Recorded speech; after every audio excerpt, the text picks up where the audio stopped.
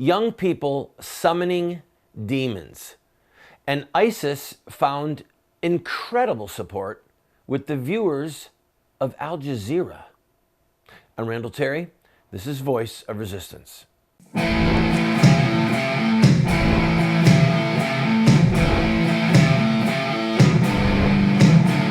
Those who forsake the law praise the wicked. Those who uphold the law resist them. Welcome to the Voice of Resistance. Here's your host, Randall Terry.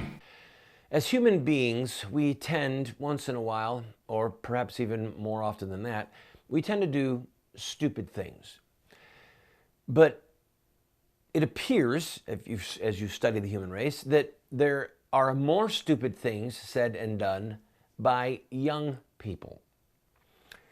I want this to serve as a warning to moms and dads, grandmas and grandpas everywhere around the country, because we both know that our children and our grandchildren can do stupid things. There is some game called Charlie Charlie, and it has taken off on Twitter and other social media. Basically, it is summoning a demon. Now, there are people who will say, oh, it's just silliness, there's no demon, like people who say, oh, the Ouija board means nothing, or. The simple fact of the matter is, we don't want our kids summoning demons. We don't want our kids developing a taste for it. But I want to go a step further, as I'm always prone to do, and that is that right now, we are being overrun with technology and data and the speed of data. And all of that coupled together with the lack of wisdom of young people means that they are in a greater danger. It's like putting a race car in the hands of a 12-year-old boy. Or, pick your illustration. With our young people getting smartphones, iPads, laptops, and the ability to take selfies. There's an epidemic right now of young girls especially taking pictures of themselves, nude or partially nude, sending it around to their friends. And then, of course, their friends send it again, and then their friends send it again. Once it gets into cyberspace, there's really no getting it back. So the question deserves to at least be asked, should we be giving these things to our kids? Now, my wife and I have 4 sons, and somebody asked us the other day, are you guys going to get cell phones? Or actually said, do you have cell phones? I laughed out loud. I said, no, they don't have cell phones, and they're not going to get cell phones anytime in the near future. And if and when we do get them cell phones, we'll buy dumb phones, not smartphones, really dumb phones. Because the human brain, spirit, soul, our ability to interface with people, we were not designed by God, I believe we were not designed by God to have such an overwhelming flood of information and data coming at us at such an unthinkable speed. Don't get me wrong. I'm happy for the ability to take my phone out of my pocket and take a picture. I am. I've captured some fun images, which help with memories later. But the truth of the matter is, they did a poll recently on people who went to see some parks, some national parks, and they wanted the people who took pictures to describe what they saw. And the people who took the pictures were far less able to describe anything that they had seen, whereas the people who were just drinking it in and taking it in could recount what it is that they had just experienced. In other words, they were present to the moment. And if we've got adults that are sitting at the dinner table or sitting in a restaurant or sitting in a basketball game, just sitting there with their godless device, texting, looking online, texting, emailing, they're not present to the moment. So do you have your device at the breakfast table, the lunch table, the dinner table, or are you present to people? If you hear the little chirp, do you jump up to see who and what it is? Or do you have the ability to put your phone on mute and set it aside? That was a long way to come all the way back to be careful of this new demon summoning. They call it a game, Charlie Charlie, but they are trying to summon a demon. And some of the kids think it's a joke and they're not doing it they're not actually trying to find a demon. But for some of them, they're really trying. And it's a dark spiritual experience at some level, even if nothing more than to get a taste for something so lusciously sinister. Think of the fallen mind. Think of the fallen heart. And then, wow, I can summon a demon and all I have to do is say these words. It's dark. It's dangerous. And I urge you to keep a close eye on your children, on your grandchildren. And watch out for this game, Charlie Charlie. I'll be right back.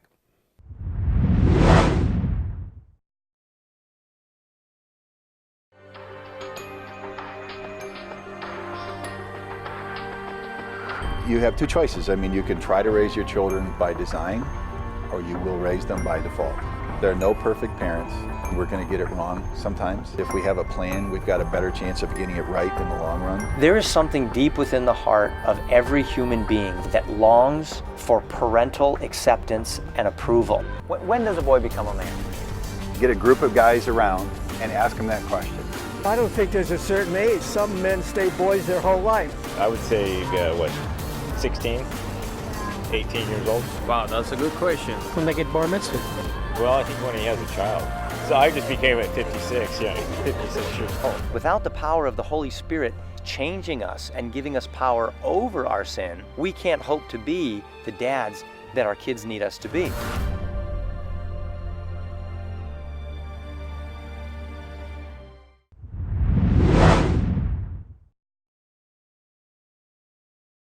The television network Al Jazeera has been accused on many occasions for being a mouthpiece for various Islamic jihadists. Setting that aside, they have a viewership, and it's pretty large. They have viewers all over North Africa, in the Middle East. They even have outlets in Western countries. They recently did a poll on their website, and here's the question. Do you support the organizing victories of the Islamic State in Iraq and Syria? 81% of the people who responded said yes. 81%. Now, so that you understand, this is not a scientific poll, all right? This is not people being called on the phone and having a random sampling. It's like if you're a fan of Fox News and you go to the Fox News website and there might be a polling question there. There's always going to be a little disclaimer at the bottom saying this is not a scientific poll. But what it is a poll showing what people think who are viewers of a certain network, all right? Al Jazeera boasts of millions of viewers. And the people that are watching Al Jazeera, which broadcasts in Arabic, and is diehard pro-Muslim, those viewers are of a certain bent intellectually, religiously, theologically. And what does that mean? It means that they support what we would call acts of terror. Now, ISIS has as its goal the same thing that the Muslim Brotherhood has as its goal. Namely, the restoration of the caliphate, to have a caliph, and for there to be one people, one ummah. These are both what you would call bedrock principles of Islam. It would have been inconceivable in the mind of a Muslim theologian 100 or 200 or 300 or 400 years ago, inconceivable, that there would be anything but one people and a caliph. By the way, the word caliph is an Arabic word, khalifa, which means successor. Okay? So for those of you who are Roman Catholic, or for those of you who have studied enough of the Catholic Church to understand, what the Pope is the successor of the Petrine chair, Peter's office. Okay? The successor of Peter. Imagine some outside force trying to say there's no longer a Pope. It's inconceivable. It's inconceivable. So what the Allied forces did after World War I is they broke up the Ottoman Empire, which was the Ummah, okay?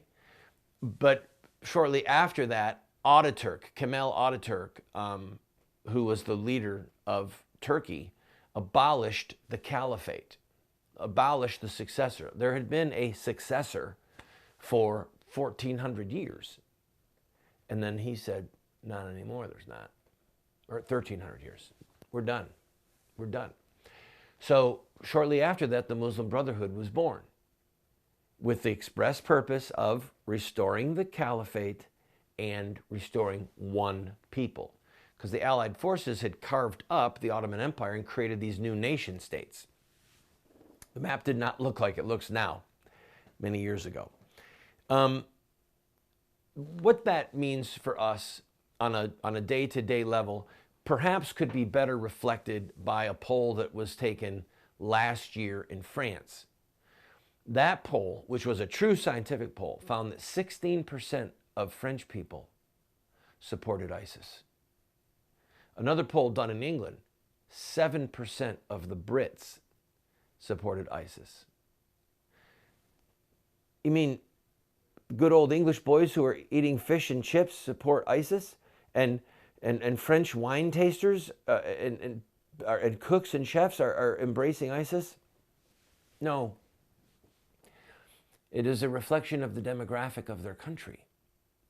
It is a reflection of the strength of Islam and the mosques and the imams and Islamic ideology that exists in France and England.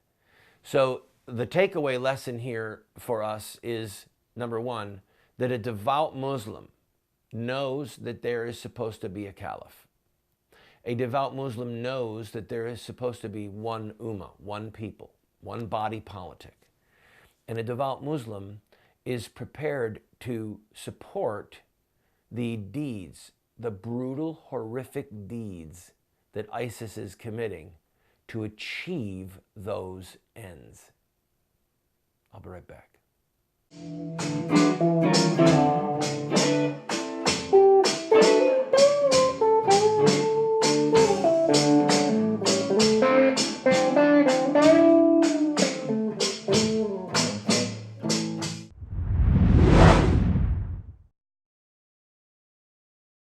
Do you want to get America out of the hands of wicked and unjust men and women who are destroying the republic before our eyes, and put leadership back into the hands of righteous men and women so that we don't die as a nation?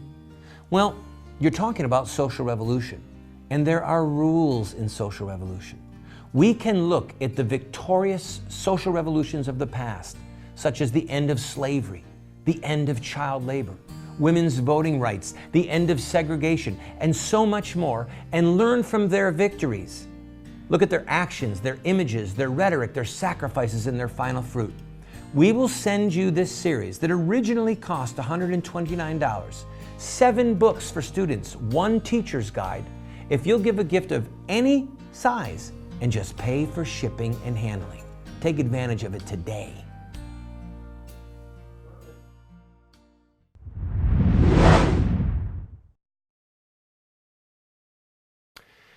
Pamela Geller. If you don't know that name, you should. She is at the top of the U.S. hit list from ISIS. They threatened her life. She's the lady who hosted the cartoon event in Garland, Texas, where those 2 Muslim terrorists showed up trying to shoot people. They thankfully were killed on the spot. Go ahead, let's show the cartoon that she's trying to get. She has submitted an ad for Washington, D.C., the MTA, for their buses and their trains there. I'm going to read to you her statement because it's good. She said, because the media and the cultural and political elites continue to self-enforce the Sharia without the consent of the American people by refusing to show any depictions of Muhammad or showing what it was in Texas that had jihadists opening fire, we are running an ad featuring the winning cartoon by former Muslim Bosch Fawston from our Muhammad art exhibit and cartoon contest in Garland, Texas. Let the American people see what the cowardly press is censoring in accordance with the blasphemy laws under the Sharia. All right? Now they submitted this ad by, I don't know yet if it's been accepted or rejected, but she said something here that I need to correct, and everyone, you need to get this down. What she said was that it's against the law to make a depiction of Muhammad. That's only partly correct, okay? Both Shiites and Sunnis, some of them do have images, portraits, old paintings of Muhammad, all right? It's not something that Muhammad accepted as being valid, but there was no death sentence attached to it. The death sentence is because of the insult, all right? So if somebody were to draw a picture of Muhammad interceding on the day of judgment for his people, crying out to Allah to let people out of hell, and it was a respectful image, they're not going to be targeted for death. The death sentence is attached to the insult, and that practice of killing people who mocked Muhammad started with Muhammad himself. I have read these passages on the show before. I encourage you to go to our website, read the material about Muhammad killing those who satirized him. For example, when Muhammad marched on Mecca with a force of 10,000 people and took the city and destroyed all idols there and said, this is it, Islam is your religion. And they cowered, they surrendered, and they accepted. The terms of surrender were that you will become Muslims. He said, however, there are certain people that have to die, and even if they're found clutching the curtains of the Kaaba, they must die. And these were people who had mocked him in song and in poetry. That's it. He said they have to die. The daughter of Marwan, Bint Marwan, she wrote some poetry verses that insulted Muhammad. And she did it as a protest against Muhammad because Muhammad had one of her friends murdered for insulting Muhammad. So she probably thought, I'm a woman, he's not going to have me killed. So her friend gets killed for mocking Muhammad. She creates some verses of poetry. And Muhammad says, who will rid me of Marwan's daughter? And one of the men standing next to him said, I will. And he went and he killed her in her bed. He murdered her, stabbed her in her bed. The next day, the man said, I've killed her, Muhammad. Do I have anything to fear? And Muhammad said, two goats won't butt their heads together because of her. So he went back to the town where the woman was and found 5 of her sons and challenged them and said, if you want to seek vengeance against me, do it now. Don't keep me waiting. Let's go. He was ready to fight the 5 sons. They saw that they were dealing with somebody who was fierce, wild-eyed, and they were afraid and they backed down. And their text says that the people of that village became Muslims that day because they saw the power of Islam. In other words, they were so terrified, they said, we'll become Muslims. We'll become Muslims. So understand, number one, that the death sentence is related not to the depiction, but to the insult, to cartoons, to lampoons, the turban in the with the bomb in the head, that type of thing. That's number one. And number two, you have to understand that they view these types of acts where they try and kill these people, they view them as acts of evangelism to bring people into submission to the Muslim faith.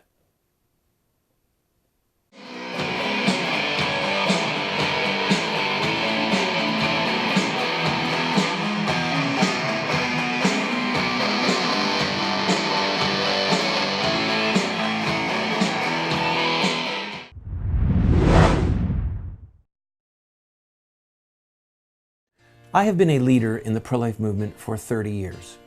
And sadly, we have not prevailed in our goal to make it a criminal act to kill an unborn baby. There's reasons why we have failed.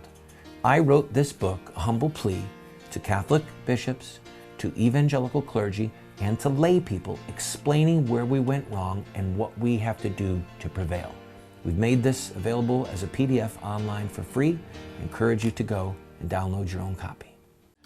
Why does a nice guy like me keep getting thrown in jail? I have been arrested almost 50 times and spent over a year of my life locked up in various prison facilities.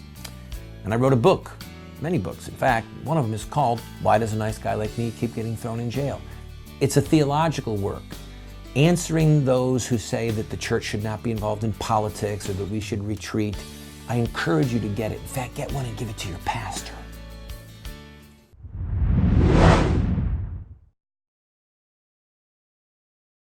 Imagine that you are a devout Baptist and a group of Baptists in your church have been ordered by your government to fight and to try and kill another group of Baptists. Would you do it? Or picture that you are Roman Catholic and you are called upon to attack a neighboring town and to fight and to kill the Catholics that are there. Would you do it? How hesitant would you be? Well, it would depend upon why am I being ordered? I mean, all right, there's valid questions. Well, I hope that you would be hesitant. I hope that something in you is jarred. Pick whatever Christian religion you are part of, whatever stream, and then picture somebody ordering you to kill your fellow blank. There's a lot of talk on the evening news about the failure of the Iraqi military, that we didn't train them well enough, that we didn't equip them well enough. It's all nonsense. It's nonsense. The reason that the Iraqi military keeps throwing down their weapons and running away from ISIS rather than try and kill them is because they're being ordered to fight their fellow Muslims. But more than that, Muhammad said, if you help infidels against your fellow Muslims, you're going to hell. He said you're an apostate. So just picture, even if you're a moderate Baptist and you're told to go kill other Baptists, aren't you going to be thinking, I have to stand before God. I have to stand before God, and I don't know if I want to stand before God with the blood of my fellow Baptists on my hands. These Muslims, rather the people in our State Department, in our military, I watch them on TV and I cringe because they don't get it. They don't understand what they're dealing with. One of the reasons that the Iraqi military is now accepting help from Shiite militia being sent from Iran is because the Shiites are only too happy to kill the Sunnis because of their centuries-old blood feud, okay? The Shiites believe that they're doing God a service to kill Sunnis because Sunnis have rejected the true faith, and vice versa. But Sunni soldiers in Iraq are not really excited about killing fellow Muslims who are committed to restoring the Caliph and restoring one Ummah. Many of them are secretly sympathetic with the goals. Why would they kill people that in their hearts think maybe that they're heroes in this narrative?